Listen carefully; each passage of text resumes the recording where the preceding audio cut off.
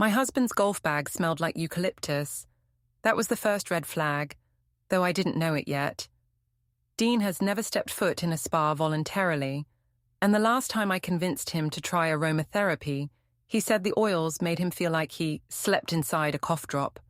But there it was again, that fresh, minty lavender scent floating up when I bent to grab the laundry basket sitting next to his bag near the mudroom bench. Before we dive deeper into this story, I have one small request. Please subscribe, drop a like, comment, and hit that hype button to boost this channel so more people can discover these incredible Reddit stories.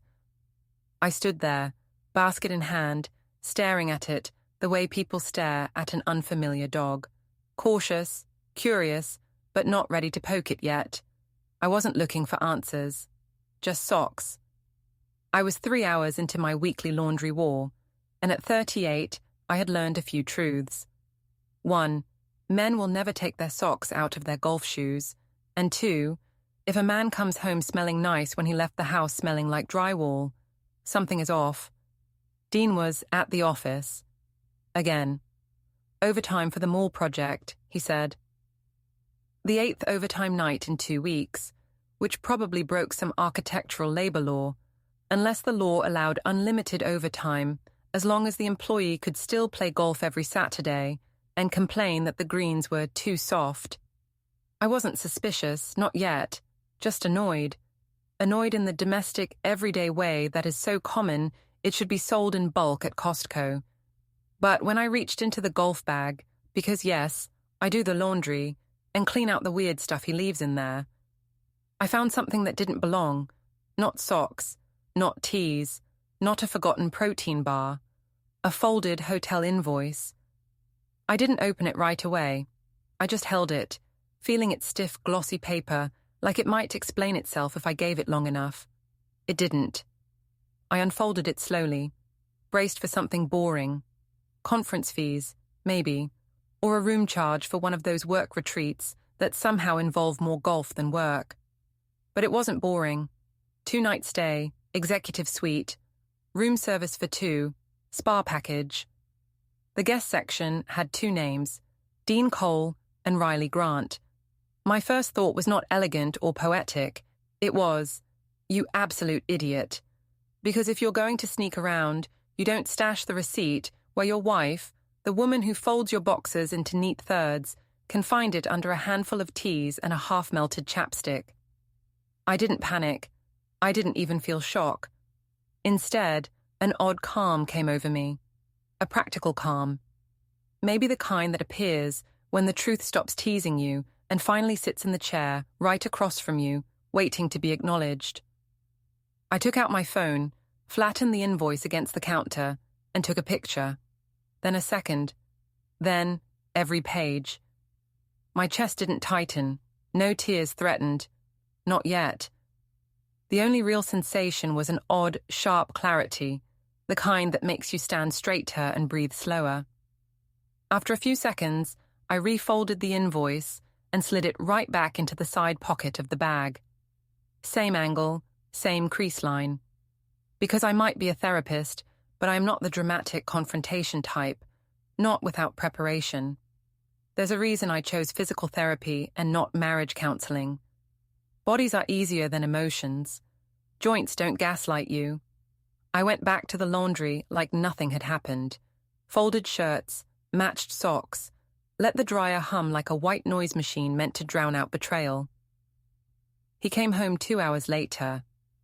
"Hey, babe," he called casually, the way husbands do after spending the evening, definitely not drafting mall skylight plans.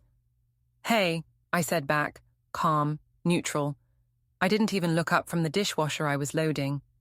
He walked in, kissed the top of my head, and I almost laughed. It wasn't affectionate. It was performance, routine, muscle memory. "How was your day?" he asked. "Oh, I said. "I spent quality time with your golf bag. Very soulful experience." He chuckled, not catching it. "Yeah, I'm thinking of switching to a new driver. My swing's off." "Your swing isn't the only thing that's off, Dean," I thought, but out loud I just said, Dinner was quiet. He talked about work deadlines, the mall skylight, the firm's partner being on edge. I watched him lie with the confidence of a man who had never been caught, never expected to be. That night, while he showered, I added 2 more photos of the invoice to a new album on my phone titled For Attorney. I wasn't sure if I was actually going to use one, but I liked having it. The next day was Saturday, golf day. I didn't mention the invoice. I didn't ask who Riley was. I packed his water bottle, wished him a nice game, and smiled like a sitcom wife whose only worry was a burnt casserole. At 10 a.m., I was at the kitchen table with Janine from across the street. She's the kind of neighbor who pretends to be subtle, but has binoculars in her kitchen for bird watching. Birds do not live in driveways, but she watches them anyway. She was mid-story about her cousin's custody battle when I interrupted. "Hey, Janine," I said casually, stirring my tea. "Do you ever notice men get quieter the more they lie?" She froze mid-sip. Oh, no, what did Dean do?" I smiled in a way that was almost pleasant. "Nothing yet, but I'm starting to think his golf game has improved too suddenly to be natural." Janine leaned forward like a parrot smelling gossip. "Tell me everything." I didn't, not yet. I gave her just enough to let the idea ferment in the neighborhood grapevine. Because men underestimate 2 forces in life, female intuition and suburban gossip networks. One is instinct, the other is infrastructure. That afternoon, I went into the garage under the excuse of organizing storage bins. Really, I was cataloging small things, new expenses on the joint card, mileage on his car, dates of his mall site visits. None of it was proof, but proof wasn't the stage I was in yet. I was building a map. Sunday, Dean took me to brunch. He was extra attentive, which used to be flattering, before I knew it was funded by corporate reimbursement and hotel shampoo. However, as he cut into his avocado toast, I noticed something new. A second phone charger in the car console. Not a smoking gun. More like a scented candle of guilt. I didn't mention it, I just logged it. It's unsettling, I guess, the moment you realize you're not in a marriage. You're in an investigation. Monday morning, while he was in the shower, I checked his golf bag again. The invoice was gone, which meant one of 2 things. A, he noticed it missing and panicked, or B, Riley wanted a souvenir. Either way, the game had officially started. I was in the kitchen later when my phone buzzed. Unknown number. He told me you'd understand. No greeting, no name. And I didn't need one. I stared at the message for a solid minute. Then I typed back, "Understand what?" No reply, just 3 dots. Then nothing. I took a slow breath, set my phone down, and let myself smile. Not the polite kind, but the kind that forms when the curtain drops and the actors forget they're on stage. Because I wasn't the confused wife anymore. I was the one with the photographs, the timeline, the alibi-proof evidence, and a newly opened album titled For Attorney. Dean came downstairs later in his work shirt and made small talk about coffee creamer. Like we lived in the same world. Like nothing was shifting. But something was shifting. The ground under him, under us, was cracking. He just hadn't looked down yet. I didn't rush, I didn't confront, I didn't throw plates or cry. Instead, I poured his coffee, handed it to him gently, and said, "Don't be late for work." Because the beauty of a quiet revenge is that it feels like nothing, right until it feels like everything. And all I needed was patience, and a lawyer, and maybe a spare lock set, just in case. There are a few moments in life where you can almost hear the universe leaning in, waiting to see what you'll do next. Tuesday afternoon in my kitchen was one of those moments. The mystery text still sat on my phone screen like a quiet dare. He told me you'd understand. No name, no context, just a sentence that could either be an apology or an invitation to a duel. I stared at it long enough for my tea to go lukewarm. Either Dean had finally graduated from coward to collaborative liar, or Riley had decided I needed to be part of their little architectural after-hours club. I didn't respond again. I left the message there, floating in its own arrogance. If Riley wanted a reaction, she'd have to try harder. I wasn't giving her the satisfaction of panic. Instead, I finished my tea, fed the dog, and went about my morning routine like a woman whose world hadn't just been nudged off its axis. I had patients scheduled until 1, rotator cuff retraining, post-surgical knee client, then a regular elderly client named Mrs. Hanley, who came mostly to talk because her kids lived out of state. The nice thing about physical therapy is that it gives you structured distraction. Count to 10, hold, release, repeat. Muscles don't lie. They don't invent stories about more construction sites or spa receipts. But between stretches and joint mobilizations, the hotel invoice played in the back of my mind like background music. Every step of my day felt like I was balancing on a newly discovered fault line, acting normal while the universe passed me a match and a gallon of kerosene. By 4 p.m., my last patient had cancelled, so I packed up early and stopped by the neighborhood grocery store. Nothing keeps suspicion down like routine. Frozen peas, olive oil, the yogurt Dean pretended to like. I even bought his favorite cereal, because revenge, real revenge, works better when you look polite and predictable. The store was full of moms, retirees, and at least 3 people who recognized me and waved. No one looks at a woman holding produce and thinks, she might be cataloging her husband's lies in a private photo album labeled for attorney. Outside, I saw Janine near the cart corral, pretending to wrestle with a 12-pack of sparkling water just so she could get the latest neighborhood scoop. She spotted me immediately. "Well, look who's out in public without a yoga mat or medical tape," she said. "Careful," I said. "You'll ruin my reputation as a hard-working healer." She leaned on her cart like she was about to confess to smuggling state secrets. So, the golf comment, the vibe. I did a little checking around. Guess who's been seen at the Fairmont downtown? I didn't blink. Let me guess. Someone tall, with a fragile sense of superiority and a company-issued credit card. She pointed 2 fingers at me like she'd spotted a rare bird. Bingo. And before you ask, no, he wasn't alone. Janine loved gossip, but to her credit, she wasn't cruel with it. She didn't look gleeful, just defensive on my behalf.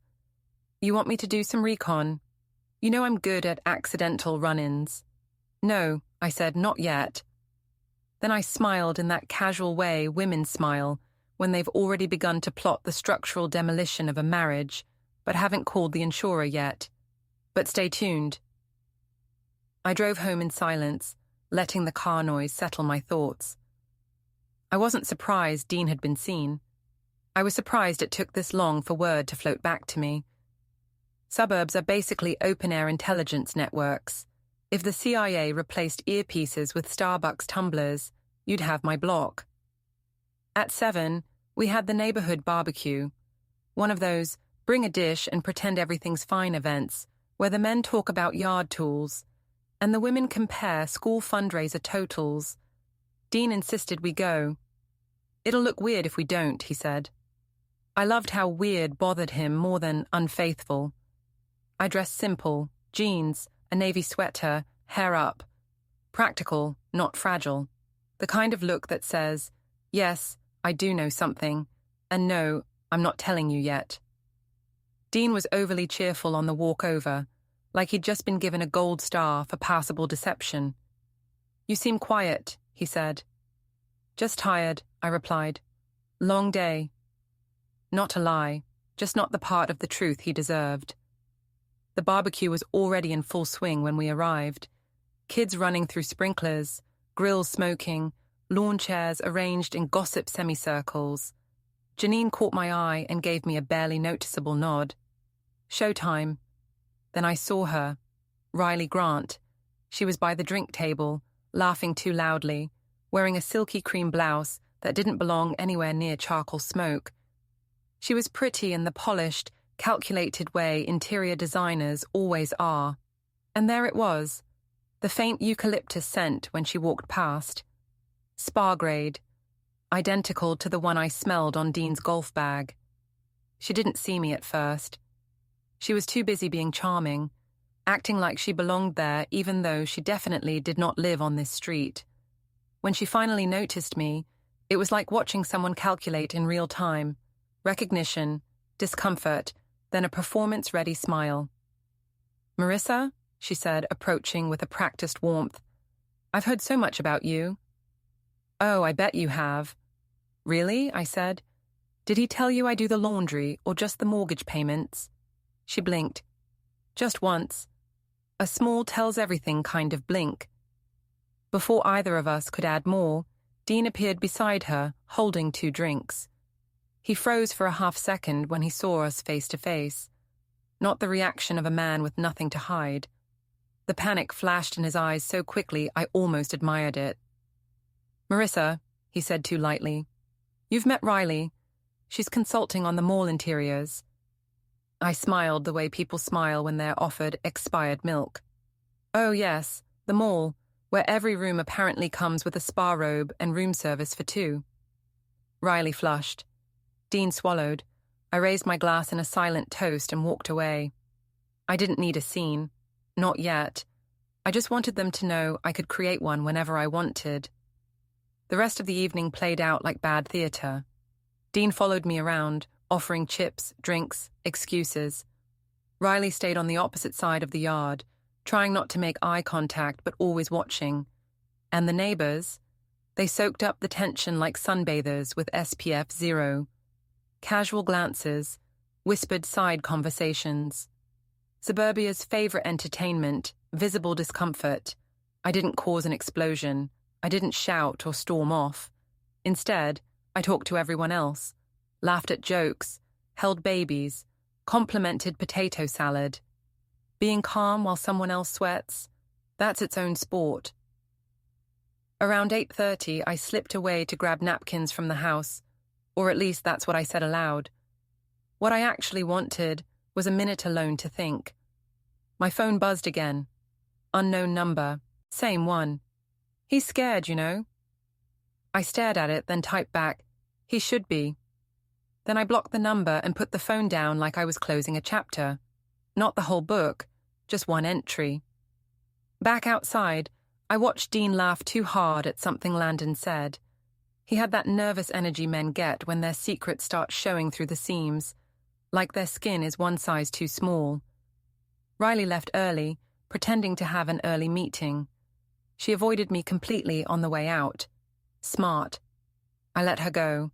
Spooked enemies make more mistakes. By the time we headed home, it was dark. Fireflies hovered above lawns that looked peaceful but weren't. Dean tried again. "Marissa, listen. If something's bothering you—" "Oh, something's bothering me," I said, unlocking the front door. "But don't worry. You'll be the first to know when I decide what to do with it." He looked at me then. Really looked, and I saw it, the flicker of realization. His wife wasn't confused. She was planning. And that, apparently, scared him more than confrontation ever could. Inside, he went straight upstairs, probably to check whatever digital evidence trail he assumed I didn't know about. I stayed downstairs, fixed myself a late snack, and opened my laptop. I searched the hotel name, called the desk, asked, in the most bored tone possible, whether they could email me a copy of an invoice from a recent stay because my husband said he misplaced it. They did, cheerfully, with itemized dates and digital timestamps. Some men lie. Technology does not. I saved the PDF into the same album. Then I made a new folder, labeled it Blueprint of Divorce, because this wasn't guesswork anymore. It was architectural, and I was about to draft something Dean would not enjoy living in. The next morning, he left early again, claimed he had site inspections. I took advantage of the empty house, pulled every shared financial file we had, tracked purchases, noted discrepancies between work expenses and personal charges. Quiet little red flags everywhere, like confetti I would eventually sweep into the hands of a lawyer. At noon, I checked his golf bag again. Not because I expected anything new, but because patterns matter. And this time, instead of the invoice, I found something else. A bottle of expensive aftershave he'd never worn at home. I lifted it, uncapped it, inhaled. Eucalyptus. I laughed out loud, short, humorless, victorious laughter. Even his cologne was a reminder he was lying to me. And because I felt bold, and because I am not above strategic theatre, I placed the bottle on his pillow, right at the center. No note, no explanation, just a silent message. I see you. Around 3, I heard the mail truck. I walked out, pretending to care about utility bills, but really I wanted one thing: peace. Silence long enough to sort the anger into something usable. That's why the phone rang at the worst possible moment. Landon, Dean's business partner.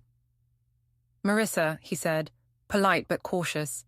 "Hey, this is awkward, but I need to ask, has Dean seemed stressed lately?" I nearly applauded the universe. Define stressed.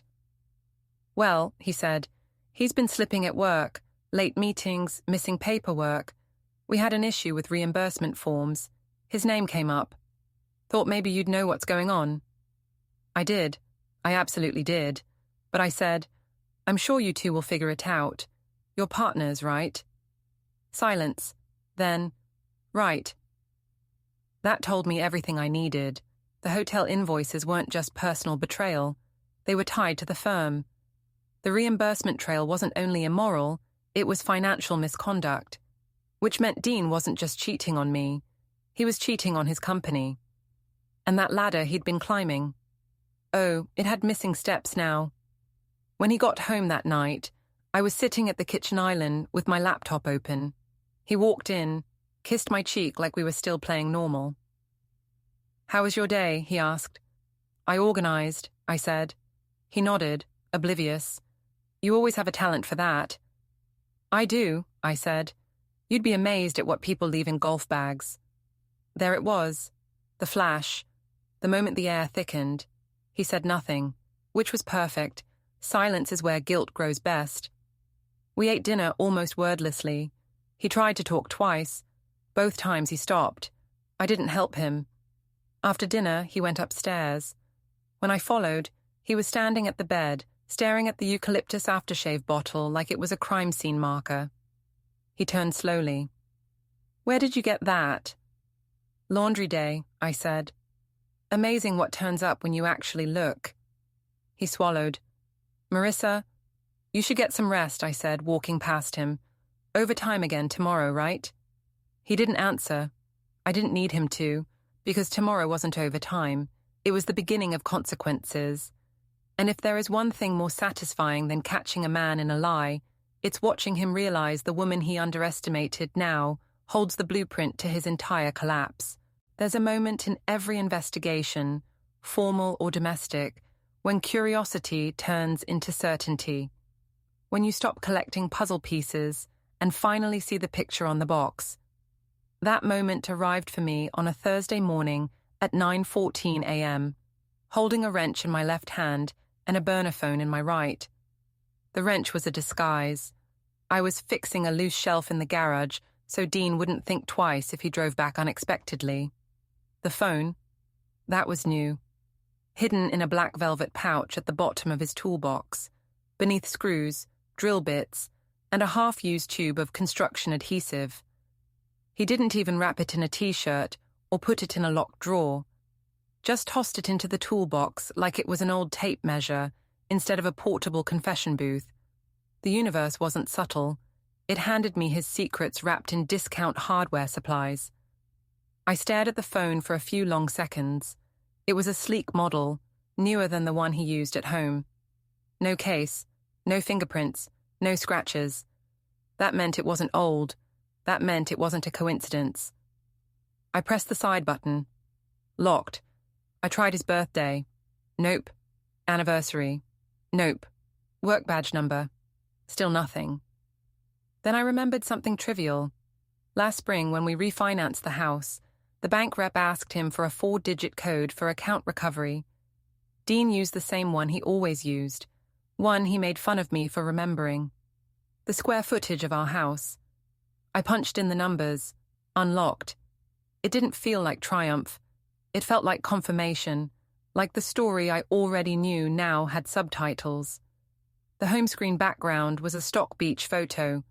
No apps except basic ones. But the messages icon had notifications, lots of them.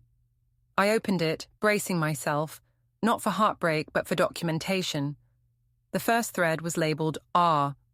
Not even a full name, just R. I opened it. Pictures, messages, plans, inside jokes, hotel confirmations. A selfie of Dean in the same grey blazer he told me he wore for a pitch meeting. Except in the photo, he wasn't alone. There was a reflection in the window, Riley, fixing her lipstick with her phone camera. No ambiguity, no possible wrong interpretation, just bold-faced, full-colour betrayal. I scrolled. Messages about room service, late checkout, don't forget to expense it, and my favourite, she bought the excuse again. That one stung, but only for a second. Then it hardened into something almost useful. Pain is loud, strategy is quiet. I chose quiet. Then I saw the last message from him, time-stamped 3 days ago. She's acting normal. Think we're fine. I smiled, small and controlled. Oh, Dean, confidence looks so good on people who don't deserve it. I closed the thread, opened the photo gallery. It was sparse. Just a few images, receipts, hotel confirmations, 2 selfies of Dean looking self-satisfied in lobby mirrors, and 1 picture of Riley's hand holding a keycard against a white duvet. I took my own phone out and photographed everything. Every message, every timestamp, every receipt. Evidence doesn't have to be dramatic, it just has to be organized. The only risk now was getting caught snooping, so I wiped the screen with my sleeve, powered off the phone, slipped it back into the velvet pouch, and arranged the toolbox exactly as I found it. Same alignment, same dust patterns, same wrench on top. Then I put the wrench down and let the realization settle. He wasn't just lying, he was comfortable lying. And comfort was a luxury I was about to strip from him, slowly, piece by piece. At lunch I met my co-worker, Lila, for sandwiches. She didn't know anything yet, and I wasn't ready to talk, but sometimes just sitting across from someone who isn't lying to you feels medicinal. She told me about her boyfriend's obsession with air fryers. I nodded and pretended to care. My mind wasn't in the salad shop. It was already 3 moves ahead in the revenge blueprint. After work, I drove to Riley's design studio. I told myself it was reconnaissance, but really, I wanted to see her in her habitat. The sign on the door read, Riley Grant Interiors, soft sage lettering, mid-century font, naturally. Through the glass, I saw her at her desk, phone pressed to her ear, smiling like she'd just won a prize she never deserved to enter for. I walked in. She looked up and her smile dropped exactly half a degree, enough to register fear, not enough to admit guilt. "Oh, hi," she said, standing as if the chair had suddenly turned electric. "Marissa, I didn't expect—" "You never expect the wife," I said, walking farther in. "That's where you all think you're smarter than you are." She blinked hard. "Listen, I think there's been a misunderstanding." "No," I said calmly, "there's been something, but not a misunderstanding." She opened her mouth again, probably to say something like, "It's not what you think," even though it was exactly, precisely, overwhelmingly what I thought. I held up a hand. I don't want excuses. I don't want apologies. I don't even want an explanation. I came here so you could see what I look like when I'm not clueless. Her throat moved like swallowing glass. For a second, neither of us spoke. Then I stepped closer, lowered my voice. "Just so we're clear, you're not a secret anymore. You're just a file in a folder. And trust me, that's a promotion you're not going to like." She didn't respond. Couldn't, maybe. So I left. No screaming. No scene. No theatrics. Because silence leaves space for imagination, and imagination is where panic grows best.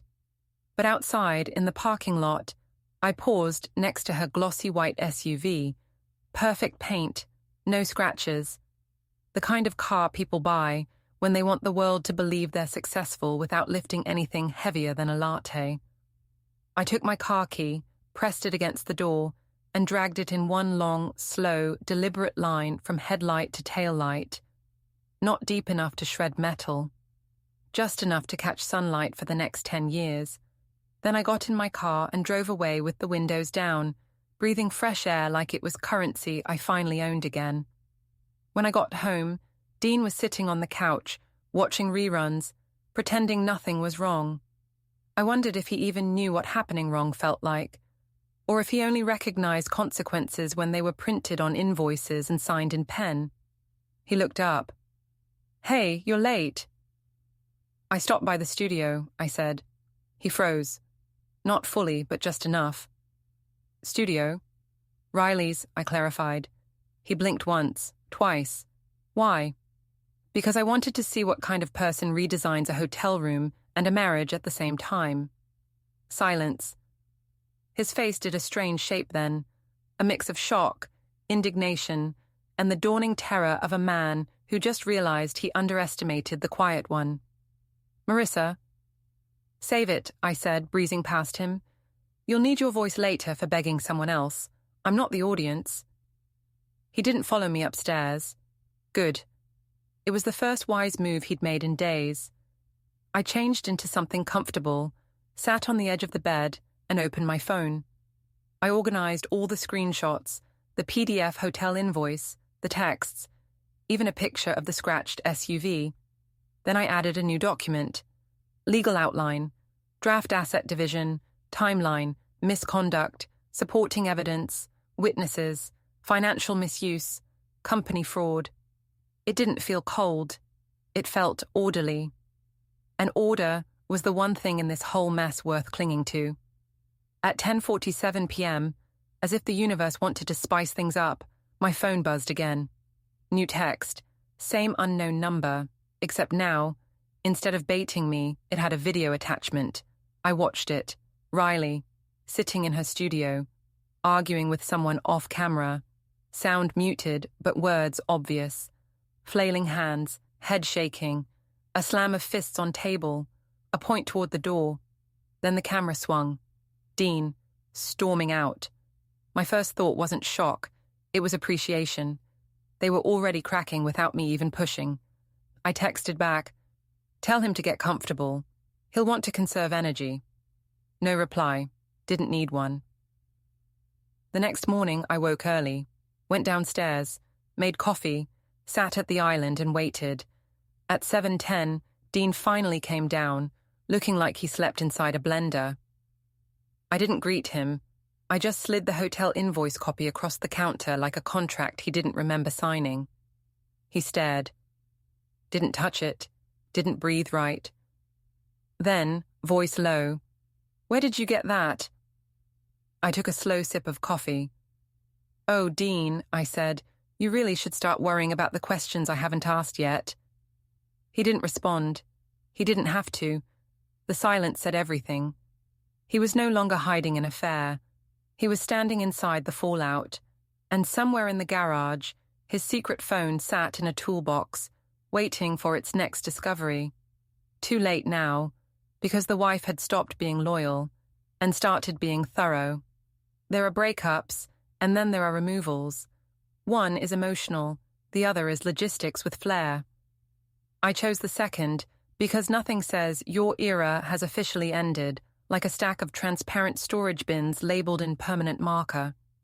Not just any bins either, clear ones, so Dean's polo shirts and cuffed chinos could sit there on display, like museum artifacts titled Bad Choices, Circa Marriage.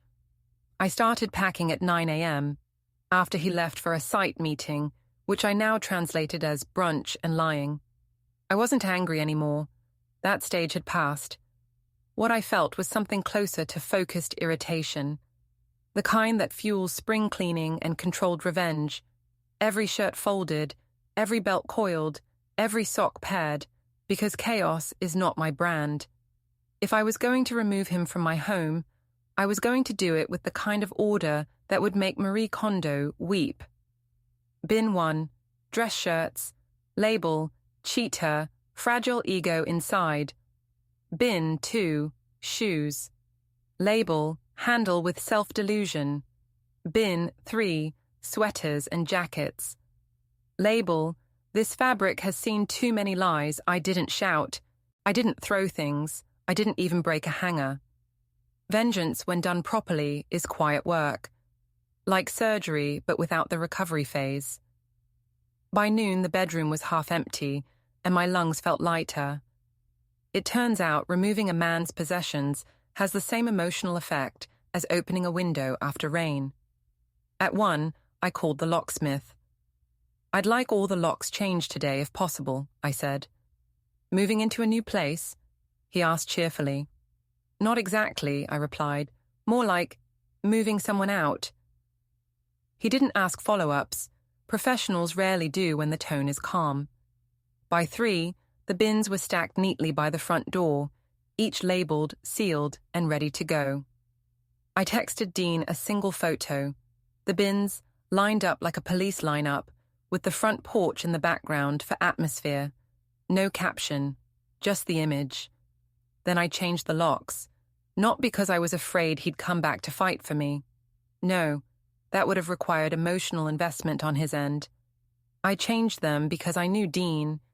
He was the kind of man who believed everything in life was still negotiable, including boundaries. At 5 o'clock, I sent the second message. Not to him, to his firm partner, Landon.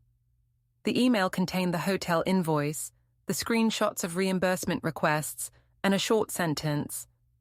Since the firm covered these overtime nights, you may want to correct your books before an auditor does. A few minutes later, Landon replied, We will handle this internally. I'm sorry. That was the closest thing to an ally I expected to get from Dean's world. At 6, Dean texted back, Dean, what is this? Me, accurate labeling. Dean, you need to calm down. Me, you need to pick up your wardrobe. Front porch, before weather gets to it. Dean, we need to talk, face to face. Me, doors are locked, bring dignity. He didn't respond, which meant he was on his way. I made tea, not because I was relaxed, but because I refused to let adrenaline dictate hydration. At 6:42, I heard tires on the driveway, heavy footsteps, the sound of someone trying to open a door they no longer own. Then pounding. Marissa, open the door. I walked to the entryway slowly, mug in hand, like I was answering a normal visitor, not a man whose name was on bills, but not on loyalty. He pounded again. Let me in. We're not doing this. I unlocked the top latch, not the door, and spoke through the wood. Oh, I wasn't aware we were still in the we phase. Marissa, open the door. No. He exhaled sharply. You're being unreasonable. I took a sip. You had a second phone and a hotel routine. I'd argue I'm being extremely reasonable. Silence, which lasted long enough for him to realize 2 things. 1, I wasn't bluffing. 2, the bins were very real. Finally, we can fix this. You already fixed it, I said, at the Fairmont, twice. Spa package included. That hit him. I could tell by the pause. That was the pause of a man mentally cycling through everything he thought he hid and realizing I had the full playlist. Then came the shift. Not charm, not panic, annoyance. You're blowing this out of proportion. It wasn't what you think. It rarely is, I said. But unfortunately for you, I don't deal in what people meant. I deal in what happened. He tried again. If you don't let me in, I'll... No, I cut in. Don't threaten something you can't legally follow through on. Another silence. Then he noticed the bins. You put my things outside. They don't belong inside. Those are private. They're yours, I corrected. Just no longer mine to store. He knocked softly. At least let me explain. I've already heard the explanation, I said. It was printed on hotel stationery. "You're punishing me." "No," I said. "Punishment implies the chance for reversal. This is relocation." He let out a sound, half sigh, half frustrated groan. "You can't just erase me from my own house." "Oh, Dean," I said softly, "I didn't erase you. You just never made yourself permanent." He didn't answer. He turned, walked back down the porch steps, and for a second I thought he'd leave. Instead, he grabbed a bin, the one labeled cheetah, fragile ego inside. Of course, he dragged it toward his car, then came back for the second, then the third. No dramatic outburst, no apology, just quiet, furious lifting. I watched through the window. He kept glancing back at the door, as if waiting for me to feel guilt. He didn't realize I already processed every stage of grief on laundry day. When the last bin was in his trunk, he slammed it shut. Then he just stood there looking at the house. Not sentimental, more resentful, like the house betrayed him too. He finally spoke. "This isn't over." "Actually," I said through the door, "it is. That's why it's so peaceful." He left without another word, and the driveway felt 10 pounds lighter. I locked the door fully this time, not because of danger, but because closure feels better with hardware. I sat on the couch, tea finished, adrenaline finally settling, and exhaled. Then my phone buzzed. Unknown alert, camera motion, front yard. I checked the feed, not Dean, Riley.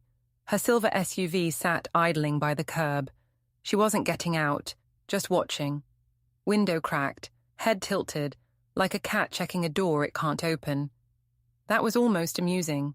I sent her a text from a number she didn't know I still had access to. Me. Circle again and I call the police. Trespassing has clearer laws than marriage. The SUV drove off, slowly, almost reluctantly. I stared at the disappearing headlights and smiled. Not a triumphant smile, not a cruel one, just a calm acknowledgement. New game, new rules, my board now. And just when I thought the day was done, my email pinged. Not from Landon, from the firm's HR department. Subject line: request for statement regarding expense misconduct. I closed the laptop softly, like one closes a novel right before the twist lands. This wasn't about heartbreak anymore. This was about structure, leverage, and momentum. Dean thought consequence was optional. He was about to learn it had receipts, and I had copies of all of them. Outside, the night went quiet, a little too quiet, the kind of quiet right before someone makes a worse mistake than the one that started everything. Which was perfect, because the next mistake wouldn't be mine. The thing about revenge is that it's rarely cinematic. Most of the time, it's subtle, strategic, a matter of timing, observation, and knowing exactly how far you can push someone before the house of cards collapses. But I'd been patient long enough, and Thursday morning proved it. The first move was easy, surveillance. Nothing invasive, nothing illegal, just careful observation with cameras I installed at the front of the house after the bins were removed. I had caught Riley once circling the block the night before, and the thrill wasn't in catching her. It was in knowing she thought she was invisible. I checked the feed at 8 a.m. while sipping coffee and ignoring Dean's voicemail messages, which I had left unanswered on purpose. He could beg for forgiveness, argue his innocence, or throw himself at the door. It wouldn't matter. I had proof, I had order, and I had patience. Riley appeared 15 minutes later in her silver SUV, exactly where I expected her. She circled slowly, checking the driveway like she was waiting for a signal. She hadn't seen the cameras. Her confidence, like her car, was polished and vulnerable at the same time. By 9, I was out of the house under the guise of errands. In reality, I trailed her discreetly, not so close as to be noticed, but close enough to know she had parked outside Dean's office building downtown. Her phone rang multiple times. She didn't answer. That's when I realized the afternoon was going to be interesting. My patience had matured into action, and I was ready to play the long game with the subtlety of a chess player setting a checkmate 10 moves ahead. Inside Dean's office, the environment had shifted. Landon, his partner, looked uneasy when I approached with a polite nod. "Marissa," he said, "I wasn't expecting you here." "Neither was Riley," I replied. Landon's eyes flicked to the hallway as if expecting her to appear. He didn't, and that was the perfect setup. I explained I was documenting the inconsistencies in Dean's work reimbursements, supported with hotel invoices and screenshots from his hidden phone. Every detail had a timestamp, every message preserved. Landon listened silently, nodding occasionally. That was all I needed for this round, someone outside of Dean confirming what I already knew. Meanwhile, Riley's day was unraveling outside the office. She stepped out of her car at the front entrance and immediately froze. Not because she saw me, she didn't, but because she realized someone was observing her. I waited until she made a misstep. A phone call to Dean in the hallway, loud enough that I could overhear part of it while keeping my distance. "He's pushing too hard," she said. "I'm going to handle this." She sounded confident, but I could see the hesitation in her body language, even from across the street. Confidence is a funny thing. It disappears the moment someone knows they're being watched. By noon, the first real confrontation opportunity arose. Riley had gone to a cafe nearby, a small place with big windows, and I parked strategically in front, pretending to sip coffee while observing. She waved to a friend, a man I recognized from her studio photos, then leaned back, smirking as if she hadn't a care in the world. But she did. I could see the tension coiled in her shoulders, the slight twitch of her fingers, the way she glanced repeatedly at the entrance. That was when I moved. I walked into the cafe like a casual passerby, all subtlety and calm. She looked up and froze just enough for me to see it. Not recognition, but suspicion. Perfect. I approached her table, keeping my voice low, calm, and friendly. "Riley," I said, "mind if I join you?" She blinked just once. Her friend looked confused. Sure," she said, voice tight. I slid into the seat across from her. "Nice cafe," I said.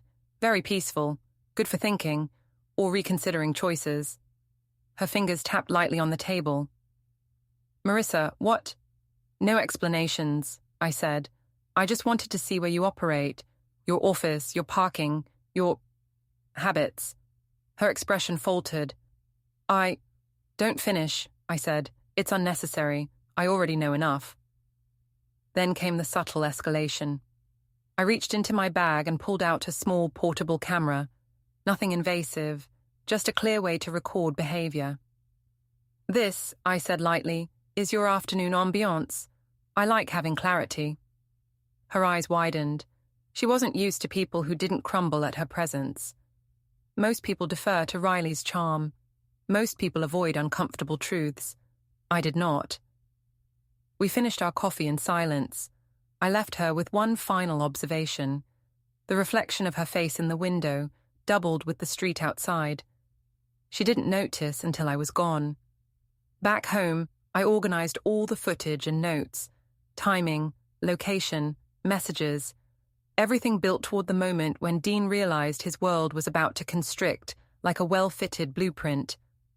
The next move was physical, not violent, not dangerous, but assertive. I drove to Riley's studio late afternoon, carrying a single can of paint, not to deface, not to destroy, just enough to make her see consequences outside the courtroom. She was alone, arranging swatches, and didn't hear me arrive. I knocked lightly on the doorframe. "Oh, hi," she said. The smile was polite, but it trembled under the weight of suspicion. I set the paint down on her reception counter. "I wanted to see your work," I said. "It's beautiful. A shame when you don't account for the people your designs touch." Her hand hovered near her phone. "Marissa, don't," I said softly. "Look at this as a suggestion for improvement." With one swift, deliberate motion, I tipped the can just enough that a thin line of deep red ran across the glossy surface of her pristine reception desk. It wasn't enough to ruin her space permanently, but it was impossible to ignore. Subtle humiliation is a far more enduring tool than confrontation when wielded correctly. She stuttered. I didn't wait for an argument. I smiled faintly, collected my bag, and left, letting her own panic do the rest of the work. By the time I was halfway down the block, she had already picked up her phone, probably calling Dean, probably angry, probably realizing her careful life had a weak point. I drove home, quiet streets reflecting the fading sun, knowing the next phase would escalate. Dean's professional life and Riley's personal pride were converging, and I had orchestrated the first collision. That night, the cul-de-sac was silent, deceptively so. I sat at the kitchen island, reviewing footage, emails, screenshots, and text messages. Dean hadn't responded to my previous communications. I let that be. He would come forward when he had to, not when he wanted to. The law of natural consequences applies even faster when you have documentation. Around 8, the SUV appeared again. Riley, circling slowly, eyes on the house. I had expected this, but the timing was perfect. She was testing, probing, and I was prepared. I sent a single text from the burner. Stop watching, or you'll be a case study. Her vehicle hesitated. She didn't respond. That was the advantage of being composed. People overestimate the influence of panic. I didn't flinch. I didn't move. I simply watched, letting the implication hang like a neon sign. By 9, she had driven away. My heart didn't race. My hands didn't shake. I sipped the remaining coffee, leaning back with a sense of satisfaction reserved for strategists who know all the pieces and the board. The next day, I needed to push further. Dean was unaware that his professional credibility was at stake. I sent another email to Landon, summarizing expenses, hotel stays, and timing, emphasizing reimbursements that were clearly misallocated. I added, attached is a timeline of his activities outside billable hours. Minutes later, Landon responded with cautious gratitude. He would take action. Dean would feel the pressure soon. Then came the final piece of the day. I arranged for an anonymous tip to HR about Riley's involvement in personal benefits, charged under company accounts. Professional misconduct, tied to expense fraud, legal, ethical, undeniable. The firm had to respond, and Dean's influence would not protect him this time. By the time the evening descended, I could almost hear the tension coiling around Dean and Riley's interactions. He would arrive home exhausted, rattled, and increasingly aware that the house, the driveway, the neighborhood, and his professional reputation were no longer safe zones. I prepared a simple dinner, keeping up appearances of domestic normalcy. Dean returned, glance shifting toward the front porch cameras, noting them subtly. He didn't comment. He never did when he knew the truth was already evident. I poured him a drink. He accepted it, muttering something about deadlines and client meetings. I nodded, perfectly calm, sipping my own tea. Silence hung between us, filled not with anger but with an unspoken understanding. The architecture of his life was under construction, and I was the forewoman. Then, at the very end of the night, my phone buzzed again. Another alert, motion detected in the driveway. I checked the cameras. Riley, returning. This time on foot, carrying a small bag, walking with intent. I smiled. Not a triumphant smile, not cruel, not gloating, just satisfaction, the kind that comes from knowing the pieces are falling exactly where they should. She paused at the edge of the camera's range, glancing at the door, hesitating. The perfect setup for the next move. I muted the TV, closed my laptop, and sat back, hands folded calmly. The stage was set, the actors were in position, and I, for once, held the script. The next confrontation would not be subtle. It would not be polite, and it would not be reversible, because the moment had arrived for consequences that could no longer be ignored. I simply waited, and waited is its own kind of power. The night was unusually still, the kind of quiet that makes every creak in a house sound like a statement. I was in the kitchen, glass of tea in hand, laptop open, and spreadsheets, screenshots, and emails spread across the counter like evidence of a life finally coming together. Dean didn't know I was awake. I wasn't expecting him to be, but I had learned one thing over the past few weeks. Predictability is a luxury he didn't deserve, and vigilance is mine. I heard the soft click of the front door and froze, not in fear, but in calculated anticipation. He was here. Dean, with his overconfident stride, thinking he could negotiate, charm, or perhaps intimidate his way back into the house. None of that would work anymore. I had long since stepped out of the role of a wife who forgives. Tonight, I was the orchestrator, the architect, the one controlling every variable.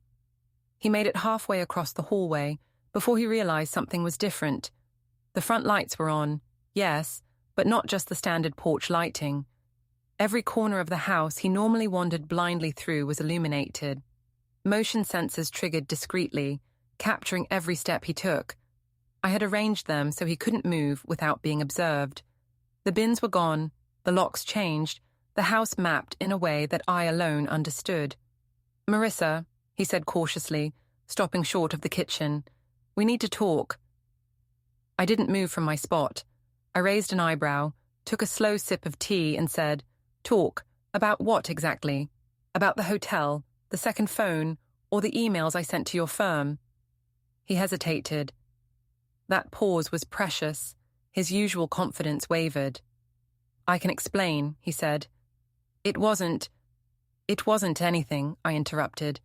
"It was exactly what I already documented. Every action, every expense, every lie. You see, Dean, explanations are irrelevant when the evidence is overwhelming." He glanced around, noticing the cameras I had set up discreetly at angles he couldn't anticipate. "You've been recording everything?" I smiled lightly. "Observation is a form of therapy. You might consider it beneficial for your next performance review." He stepped closer, hand slightly raised in what I imagined was an attempt at charm or reasoning. "Marissa, please." I shook my head. "No, stop. This isn't about charm. This isn't about pleading. You've used charm and pleading your entire adult life. Tonight is about facts, Dean. Concrete, undeniable facts." He stopped, finally noticing the spreadsheet open on my laptop. Emails, timestamps, hotel invoices, screenshots of texts between him and Riley. Everything organized, color-coded, and annotated. "This," he said, voice tight, "this is serious."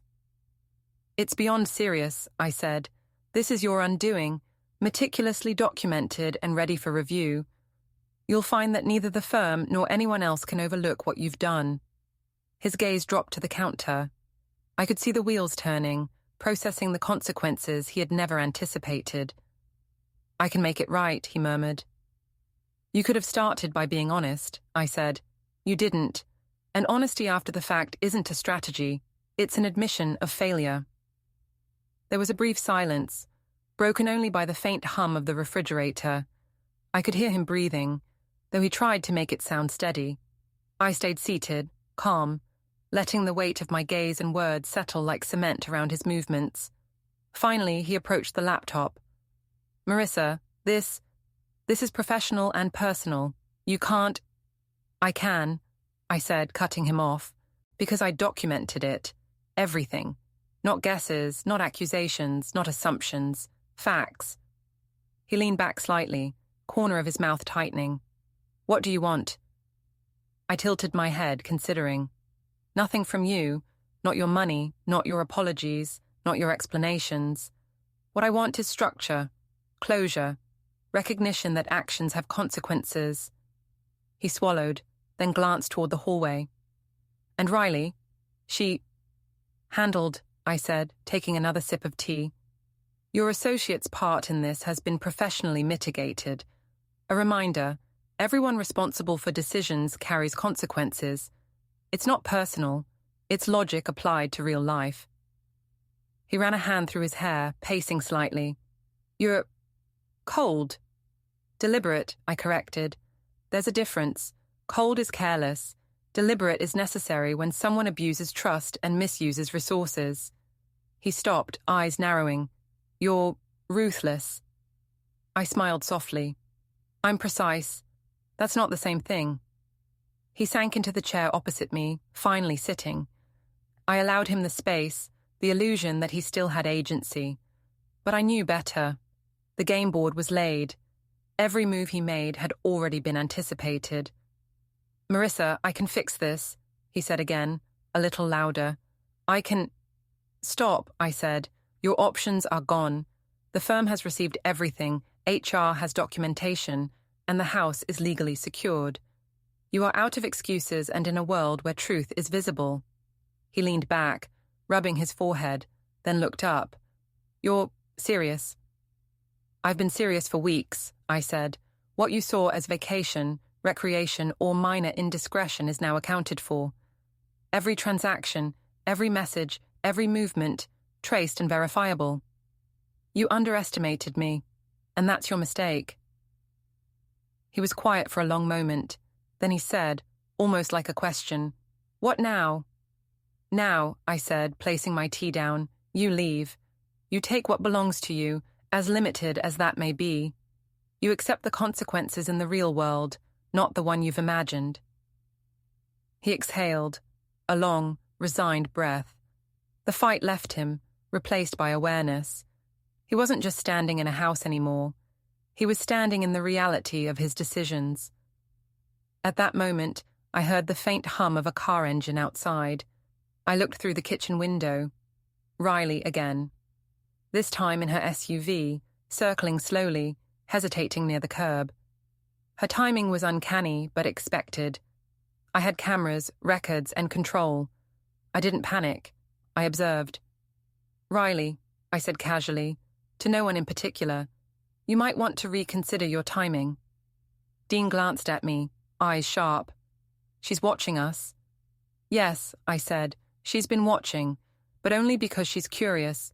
Curiosity is human. Miscalculation is fatal. He stiffened. I can handle this. Not tonight, I said. Tonight, observation is sufficient. You'll learn more sitting quietly than trying to intervene. Tomorrow is when actions have meaning. I returned to my laptop, opened a spreadsheet summarizing all his hotel stays, expenses, and professional inconsistencies. He watched me silently, realization settling like dust in a still room. I had one more piece to play. I pulled out the recorded footage of Riley outside the house over the past week. Her movements, the timing of her calls, her idle pauses. I organized it into a short, clear compilation, then transferred it to a drive I placed on the counter. Here, I said, a little visual aid. Consider it a courtesy. Dean's mouth opened, closed, opened again. He had no words. He realized the evidence wasn't just in my head or in legal correspondence. It was tangible, organized, and undeniable. You've prepared for everything, he said finally. I've prepared for reality, I corrected. Not for excuses or charm, not for manipulation, reality. That's the difference. He nodded slowly, accepting what he could not change. He would leave, and this time, the path out of the house was physically and symbolically aligned. I watched him gather a few items, the bins having been removed earlier, leaving him nothing substantial in the house beyond himself. As he walked toward the door, I remained seated, eyes steady, voice calm. Remember, I said softly, consequences aren't personal. They're inevitable when someone misuses trust and resources. He stepped outside. I unlocked the door for a moment so he could retrieve his car keys, then relocked it immediately behind him. Outside, the street was quiet, the night air clear. Riley's SUV lingered a block away, engine idling, watching. I made a note. She would act, but within boundaries I controlled. Dean approached the car, glanced back once at the house and started the engine. He hesitated a fraction longer than necessary, a small gesture of acknowledgement that the house, his former territory, was now firmly under my management. I closed the blinds and leaned against the kitchen counter. The final piece of action awaited only tomorrow, but tonight was already a victory. The city lights reflected faintly on the countertops, the house calm yet vigilant. Outside, Riley drove off slowly, her posture tense. Dean drove away quietly, his usual swagger absent. Inside, I remained calm, alert, and ready. The house was mine. The evidence was mine. The leverage was mine. And in that moment, everything aligned perfectly. I didn't need an epilogue, an explanation, or a reconciliation. The stage was set, the players were accounted for, and the consequences had been delivered. The final act was complete.